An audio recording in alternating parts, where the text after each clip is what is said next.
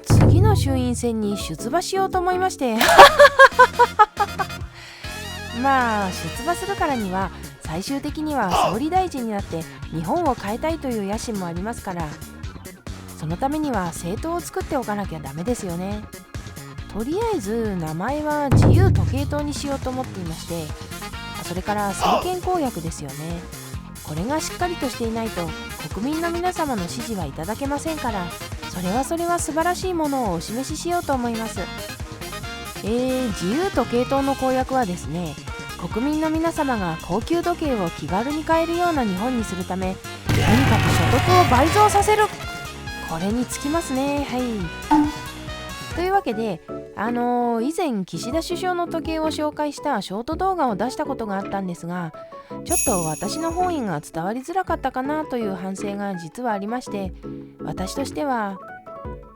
自由時計党の党首としては当名の通りですね、誰がどんな時計をつけていてもそれは自由だというスタンスですので、特に批判しようみたいな意図はないことをここに明言します。はいってことなんですけれども、まあそんなことを考えていたらですね、じゃあ首相がどんな時計つけていたらかっこいいんだろうかという疑問が湧いたんですよね。そこでですね、今回の動画なんですけれども、まあ冒頭で語った通り衆院選に出馬して、その後いろいろあって、もし私が日本国内閣総理大臣になった場合、首相官邸の階段でどの時計をつけて写真撮影しようかなっていうのを妄想した結果を発表する回にしたいと思います。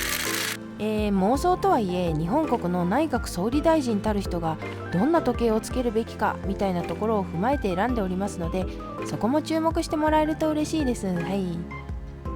で、まあ総理大臣が着用するにふさわしい時計っていくつか条件があると思うんですが、ちょっとその条件を挙げてみますと、まずは絶対国産のものですよね。いやー、正直に言うとパテックフィリップとかつけたいという気持ちがないわけではないのですが、日本のトップがスイスとかドイツの時計をつけてたらってなりますよね。それに海外の方に会う機会も海外への発信の機会も多いですから、そういうところを捉えてちゃんと日本の製品をアピールしていきたいですね。それでジャパンのプライムミニスターは時間に正確ですねみたいなことを言われて、日本製の時計をしていますからって返したいですねまあそんな感じで日本のブランドのものから選びたいですよね。はい。それから次の条件としてはゴリゴリのドレスウォッチっていうことですね。やっぱりバリバリのスーツを着て仕事しますから、とにかくスーツ映えするやつがいいですよね。テレビでいろんな首相を見てて思うんですけど、めちゃくちゃ綺麗なスーツ着てますよね。シワがなくて体型にぴったり合うようなやつ着ていて、装ってるなーって感心するわけですよ。そこにスポーツウォッチつけちゃったら台無しですから、スーツに負けないくらいの綺麗なドレスウォッチをつけたいですよね。そういう意味である程度の価格のドレスウォッチがいいですかね。はい。という感じでチョイスしてみたいと思いますが、国産のドレスウォッチとなるとやはりクレドールから選びたくなりますよね。で、クレドールといったらもう H2 一択じゃないですかね。いやー、これはクレドールの技術と美意識が詰まった傑作ですから、これがいいって思ってしまいました。H2 の魅力を挙げたらキリがないのですが、私が一番惹かれるところはムーブメントの仕上げですね。この面取り見てもらえればわかると思いますが、すごいことになってますよね。この仕上げは独立時計師の代表格であるフィリップ・デュフォーさん直伝のもので、ジャンシャンという植物の茎を使って施されていまして、本家フィリップ・デュフォーの代表作シンプリシティと比べても全く引けを取らない美しさだと思います。他にも冷感鍛造で成形された歪みのない美しいケースとか、磁器のダイヤルに手書きのインデックスとか、綺麗だなと思うポイントがいくつもありまして、一言で言うと非常に美しいシンプルドレスウォッチですよね。複雑な機能がついていたりするとごちゃっとしていてなんとなく見れるんですが、こういうシンプルな時計ってシンプルがゆえにごまかしが効かなくて、どれだけ手間をかけているとか、そういうのがダイレクトに出てきちゃいますよね。だからこそ純粋に丁寧な仕事っぷりを感じることができると思いますね。あとはプラチナモデルにするかピンクゴールドモデルにするか悩みどころですが、いずれにしてもこれだけ日本の時計の魅力を詰め込んだシンプルウォッチは他にないので、H2 でしょうね、私だったら。プラチナモデルが753万、ピンクゴールドモデルが605万。政治家がつけてると反感買いますかね。世の中には有名人著名人の時計を特定している方いらっしゃるじゃないですか。だからおそらくですけど、割と早めに首相が H2 使ってるぞってバレてしまって話題になるんじゃないかと思うんですよね。これはですね、賛否両論というか否定的な意見がめちゃくちゃ噴出しそうですよね。まず総理大臣という立場で申し上げますと、公務において国内外問わず要人の方に会う機会も多く、 TPO をわきまえた上でふさわしい時計を着用する必要があると考えておりまして、こういったことを踏まえた上で最もふさわしい腕時計は何かと考えた結果が H2 であったということであります。それは私としてはこの時計を通して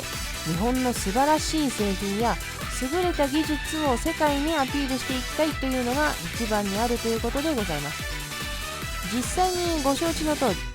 私がこの時計を着用していることがメディアなどに取り上げられておりまして、それによって国内外の多くの方が日本製の腕時計というものに強い関心を寄せていただいております。つまり日本の製品をアピールするということにつきましては、すでに一定の効果があるということでございます。そして自由時計塔の当主としての立場で申し上げますと、繰り返しになりますが、我が自由時計塔は誰がどんな時計をつけていても自由だというのが当然でございますので、時計に強いこだわりを持っているものとして H2 を選んだという次第でございます。国民の皆様から様々なご意見をいただいているのは承知しておりますが、私は自由時計塔の当主として、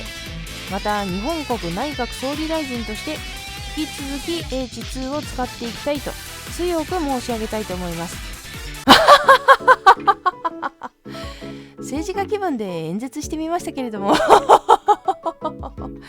い。それでもしこの価格ではあかんってことになったらですね、ニノヤとしてグランドセイコーの手巻きの白樺を前向きに検討したいと思っております。